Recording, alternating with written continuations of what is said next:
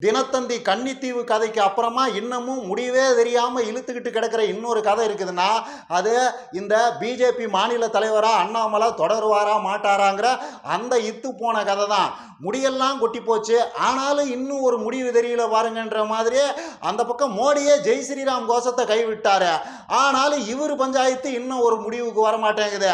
அதாவது அந்த பக்கம் டெல்லி மேலிடம் ஒன்றும் சொல்லாமல் ஒரு மாதிரி உம்முனே இருக்குது. அண்ணாமலையும் என்ன நடந்தா எனக்கு என்னங்கிற மாதிரி கம்முனே இருக்கிறாரு. இதை இன்னும் சிம்பிளாக சொல்லணும்னா அவங்க நாங்களா உன்னை பதவி விட்டு போனலாம் சொல்ல மாட்டான், ஆனால் நீயா பதவியிலிருந்து பிச்சுக்கிட்டு போகிற மாதிரி உனக்கு அத்தனை குடைச்சலையும் நாங்கள் கொடுப்போம் அப்படிங்கிற மோடில் டெல்லி மேலிடம் இருக்குது. இந்த பக்கம் அண்ணாமலை உங்கள் உடைச்சலுக்கெல்லாம் அசர்றால் நான் கிடையாது, நீங்களா காரி துப்பி கழுத்தை பிடிச்சி வெளியில் தள்ளுற வரைக்கும் நான் எங்கேயும் போக மாட்டேன், இங்கேயே தான் இருப்புங்கிற மோடில் இவர் சுத்திக்கிட்டு இருக்கிறாரு. ஸோ இந்த கண்ணாமூச்சி ஆட்டம் இன்னும் ஒரு முடிவுக்கு வரல. ஆனாலும் என்னதான் இவங்க ரெண்டு பேரும் இப்படி வளைச்சு கண்கட்டி வித்த காட்டிக்கிட்டு இருந்தாலும் அப்பப்ப நமக்கெல்லாம் என்டர்டைன்மெண்ட் கொடுக்குற மாதிரியே சில பல ட்விஸ்ட்டுகளை அள்ளி தெளிக்க அவங்களும் தவறுனதில்லை, அண்ணாமலையும் தவறுனதில்லை. ஒரு இன்ட்ரெஸ்டிங்கான கிரைம் த்ரில்லர் மூவியில் இடையில சில ட்விஸ்ட்டுகள்லாம் இருக்கும்ல, அந்த மாதிரி தான் இவங்க கதையிலையும் அதுக்கேற்ற மாதிரி தான் நேற்று அண்ணாமலை வச்ச ப்ரெஸ் மீட்லையும் சில மர்ம முடிச்சுக்களை அவரே அவிழ்த்திருந்தாரு. ஆக்சுவலா உண்மையை சொல்லணும்னா அதுல மர்மமும் கிடையாது, ஒரு கருமமும் கிடையாது. கேட்கிற உங்களுக்கு இன்ட்ரெஸ்ட் வரணும்ல, ஒரு கிரைம் நாவல் படிக்கும் போதோ இல்லை ஒரு இன்ட்ரெஸ்டிங்கான த்ரில்லர் மூவி பார்க்கும் போதோ அதுல அதிர்ச்சி, மர்மம், கிரைம் இப்படி ஏதாவது வார்த்தைகள் அது சம்பந்தமான சீன்கள்லாம் இருந்தா தானே அதை பார்க்குற படிக்கிறவங்களுக்கு ஒரு மாதிரி இன்ட்ரெஸ்டிங்காக இருக்கும். அதுக்காக தான் இந்த அதிர்ச்சி, ஆபத்து, மர்மம்ங்கிற வார்த்தையெல்லாம் சொல்றேனே தவிர உண்மையில் அதில் ஒரு கருமமும் இல்லை. ஏற்கனவே அண்ணாமலை 7-8 தடவை சொன்ன அதே பீத்த கதையை தான் நேற்று பிரஸ் மீட்லயும் அவர் சொல்லி இருக்கிறாரு. என்னோட தனிப்பட்ட நலன்லாம் எனக்கு முக்கியம் கிடையாது, கட்சி தான் எனக்கு ரொம்ப முக்கியம், அதை விட முக்கியமா தமிழ்நாட்டு நலன் தான் எனக்கு ரொம்ப முக்கியம், தமிழ்நாட்டு மக்களோட நல்லதுக்காக தான் நான் அரசியலுக்கே வந்தேன், அதுல தான் என்னைக்கும் உறுதியா இருப்பேன்னு ஆரம்பிச்சு அப்புறமா மெல்லமா அதே என் தரப்பு நியாயத்தை எல்லாத்தையும் டெல்லி பிஜேபி கிட்ட எடுத்து சொல்லிட்டேன். அவங்க அது சம்பந்தமா முடிவெடுக்கிறதா சொல்லி இருக்கிறாங்க. உங்களுக்கு பிரச்சனைன்னா சொல்லுங்க, நான் கட்சியோட கடைமட்ட தொண்டனா இருந்து வேலை பார்க்கறதுக்கும் தயாரு, யாரோட கூட்டணி வைக்கிறதுக்கும் நான் இடைஞ்சலாக இருக்க மாட்டேங்கிறதெல்லாம் டெல்லியில நான் சொல்லிட்டேங்கிற மாதிரி வந்து கட்டம் கடைசியா அடுத்த 2 வாரத்தில் இந்த அண்ணாமலை என்னவா மாறி நிற்கிறாங்கிறத பாருங்க. ஒரு பிஜேபி மாநில தலைவருங்கிறவன் எப்படி இருக்கணுங்கிறத நீங்க பார்த்து தெரிஞ்சுக்குவீங்க. அப்படிங்கிற மாதிரி எல்லாம் சம்பந்தம் இல்லாம உருட்டி அந்த பிரஸ் மீட்டை முடிச்சுட்டு ஓடிட்டாருன்னு வைங்க. அண்ணாமலை சொல்றதுங்கிறது ரொம்ப சிம்பிள். ஏடிஎம்கேவோட அலையன்ஸ் வைக்கிறதுல எனக்கு உடன்பாடு இல்லை, அதுக்கு உண்டான அத்தனை நியாயத்தையும் டெல்லி மேலிடத்துக்கு நான் எடுத்து சொல்லிட்டேன், இதுக்கு மேலே எங்கள் முதலாளியை தான் முடிவு பண்ணணும், அவங்களா பார்த்து எடுக்கிற முடிவுக்கு கட்டுப்பட்டுட்டு போக வேண்டியதான் அப்படிங்கிறதான் அண்ணாமலை சொல்ல வந்த விஷயம். அரசியல் புலனாய்வு புலிகளும் அண்ணாமலை நேற்று கொடுத்த அந்த பேட்டியை அலசி ஆராய்ஞ்சு சொல்றதுங்கிறது தான் அதே விஷயம்தான். இதெல்லாம் ஒரு பக்கம்னா நாமெல்லாம் கணிக்கிறதுங்கிறது ஒரு கணக்கு, ஆனால் அவாக்கள் கணிப்புங்கிறது வேற கணக்கு தானே. ஸோ அந்த வகையில் அண்ணாமலையோட பேட்டியை ரங்கராஜ் பாண்டே எப்படி புரிஞ்சுக்கிட்டு இருக்கிறாரு, அந்த பேட்டியை அடிப்படையாக வச்சு சங்கிகளுக்கெல்லாம் அவர் எப்படி கதை சொல்லி இருக்கிறாரு அப்படிங்கிறதையெல்லாம் தெரிஞ்சுக்கிறதுக்காக சாணக்கியா சேனல் பக்கம் எட்டி பார்த்தா சும்மா சொல்லக்கூடாது, ரங்கராஜ் இமீடியட்டா ரியாக்ட் பண்ணியிருக்கிறாரு. அந்த பக்கம் அண்ணாமலை பேட்டி கொடுத்த கையோட இந்த பக்கம் இவரு வேட்டியை மடிச்சு கட்டிட்டு களத்தில் இறங்கிட்டாரு. அதுவும் பேட்டி கிட்டியெல்லாம் ஒன்றும் கிடையாது, point to point, Nattamai to பங்காளி, பங்காளி டு நாட்டாமங்கிற மாதிரி சங்கிகள் டு பாண்டே, பாண்டே டு சங்கிகள்னு நேரடியா 1 to 1 உட்காந்து இமிடியேட்டா பேசி இருக்கிறாரு. ஆனா இந்த தடவை வழக்கம் போல வளவலா கொலகொலான்லாம் இல்லாம அண்ணாமலை பிஜேபி மாநில தலைவர் போஸ்ட்ல நீடிப்பாரா இல்லையா நேரடியா சொல்லுங்க ஜீன்னு சங்கிகள் கேட்கிறதா இவரா இமேஜின் பண்ணிட்டு நேரடியாவே பதில் சொல்லிட்டாரு. அதுல எல்லாம் ஒளிவு மறைவெல்லாம் ஒன்றும் கிடையாது. மாநில தலைவர் பதவியிலிருந்து அண்ணாமலை மாற்றப்படுவதற்கு 100% வாய்ப்பு இருக்குதுன்னு ஓப்பனா பாண்டேவே ஒப்புதல் வாக்குமூலம் கொடுத்துட்டாரு. ஆனா இதுலயும் ஒரு இன்ட்ரெஸ்டிங்கான ட்விஸ்ட் இருக்குது. பாண்டே எல்லாம் சாதாரண ஆள் கிடையாது, பாண்டே எல்லாம் கடைஞ்செடுத்த விஷம்.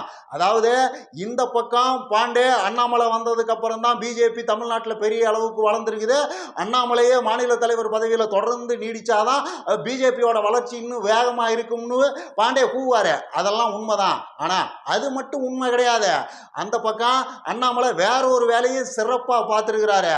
அதாவது அண்ணாமலை எப்போ தமிழ்நாடு பிஜேபி மாநில தலைவர் ஆனாரோ அப்பவே பார்ப்பன சங்கிகளுக்கான ஆப்பும் ரெடி ஆயிருச்சு. இன்ஃபேக்ட் அண்ணாமலையோட இந்த 4-5 வருஷ ஆட்டத்தில் பார்ப்பன சங்கிகள்லாம் ஆல்மோஸ்ட் இருக்கிற இடம் தெரியாதான் இருந்திருக்கிறாங்க. கச்சிராஜாலாம் பார்த்தீங்கன்னா அண்ணாமலை லண்டனுக்கு படிக்க போன அந்த காலகட்டத்தில் தான் வெளியவே வந்தார். இப்போ திரும்பவும் முறுக்க ஆரம்பிச்சிருக்கிறாரு. அப்படின்னாவே அண்ணாமலை லைட்டாக பலவீனப்பட்டிருக்கிறாருன்னு அர்த்தம். அது இப்போ ரொம்ப சமீபத்தில் தான். ஆனால் இதுக்கு முன்னாடி வரைக்கும் அண்ணாமலையோட மெயின் வேலையே என்னவா இருந்ததுன்னா பிஜேபிக்குள்ள இருக்கிற பிராமண ஆதிக்கத்தை ஒழிச்சு கட்டணும்.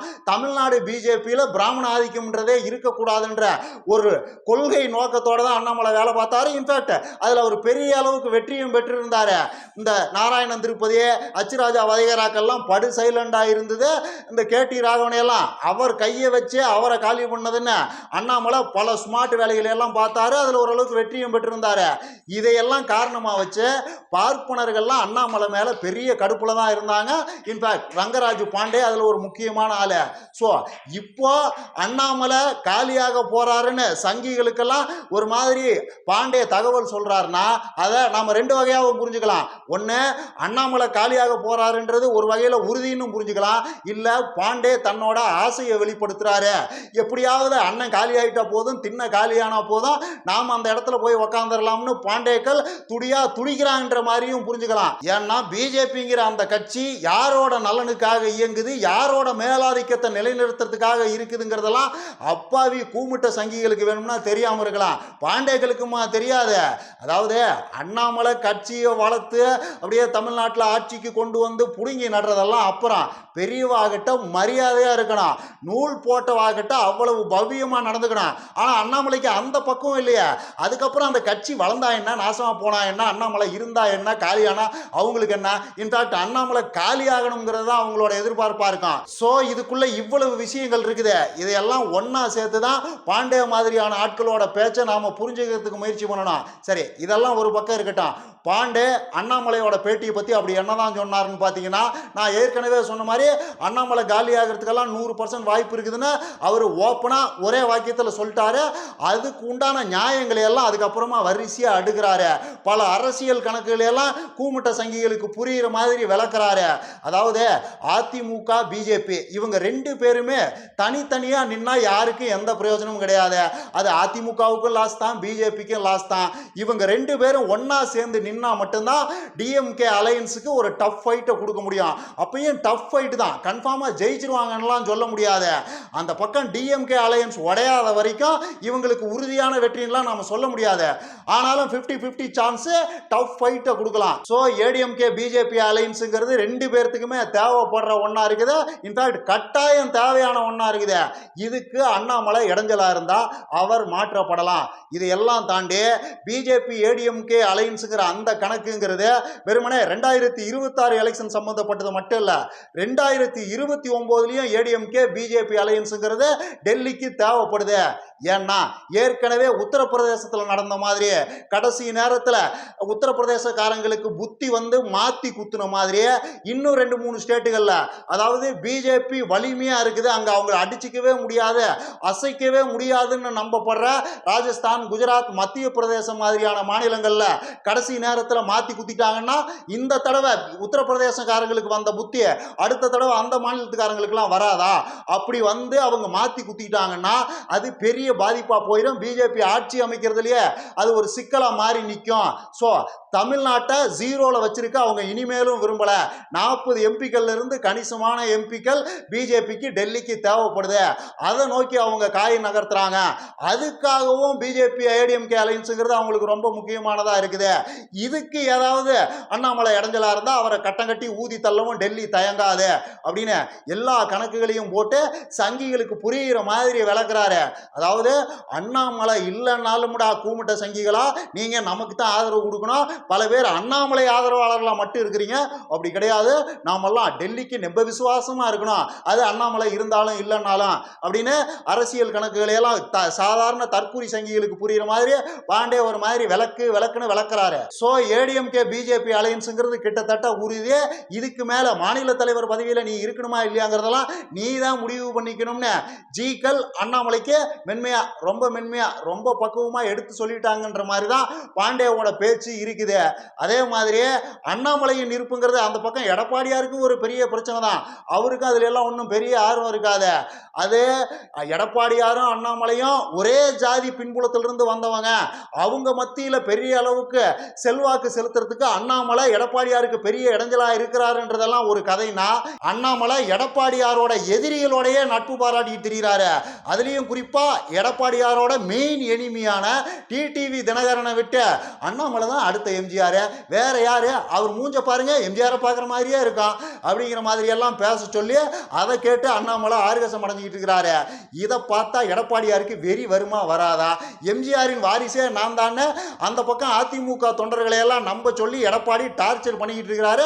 சில பேர் அதை நம்பிட்டான். சரி என்ன பிரச்சனை, பார்க்கறதுக்கு இவரும் எம்ஜிஆர் மாத்தா இருக்கிறாப்புல, சிரிப்பெல்லாம் கிட்ட எம்ஜிஆரோட ஒரு 70% ஒத்து போகுது, நம்புவோமே அப்படின்னு அவங்க இப்ப மெல்ல தயாராகிட்டு இருக்கும் போது இப்ப வந்து அண்ணாமலை தான் அடுத்த எம்ஜிஆர்னா அப்புறம் இதை யார் ஒத்துக்குவா?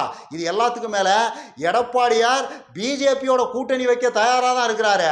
ஆனா அண்ணாமலை இருக்கிற பிஜேபியோட அவர் எந்த அளவுக்கு கூட்டணிக்கு தயாரா இருக்கிறாருன்றதெல்லாம் விவாதத்துக்குரிய விஷயம் தான். ஏன்னா அண்ணாமலையை கூட வச்சிருக்கிறதுங்கிறதெல்லாம் கிட்டத்தட்ட வேட்டிக்குள்ள ஓனான விட்ட கதை தான். அது சும்மா இருக்குமா?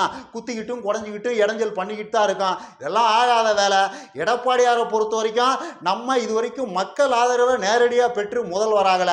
அப்படி ஒரு தடவை ஆயிட்டோம்னா அடுத்த 25 வருஷத்துக்கு நம்மளை யாரும் அசைச்சிக்க முடியாதுங்கிறது தான் கணக்கு.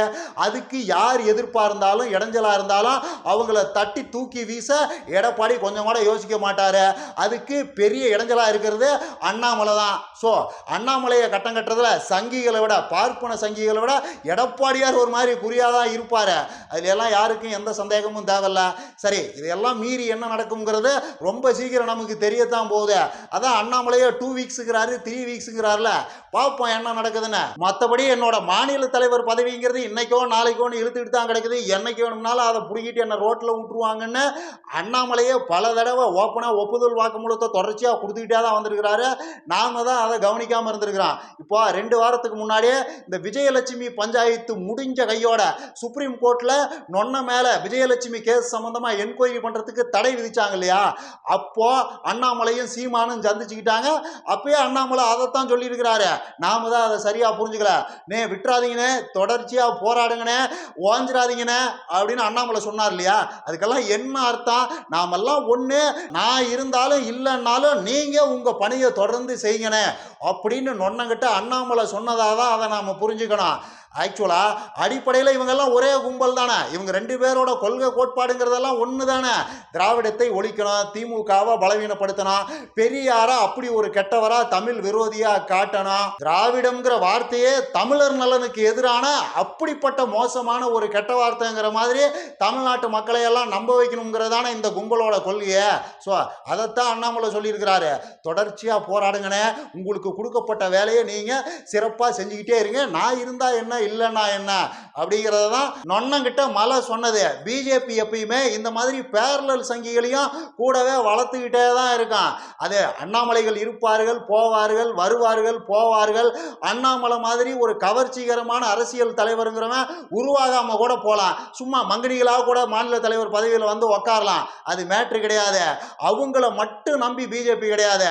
சீமான் மாதிரியான பேரலல் சங்கிகளை கூடவே வளர்க்குறதுங்கிறது அதுக்காக தான். நாளைக்கு அண்ணாமலை இல்லைன்னாலும் திராவிடத்தின் மீதான தாக்குதல்ங்கிறது தொடர்ந்து நடந்துகிட்டே தான் இருக்கும்.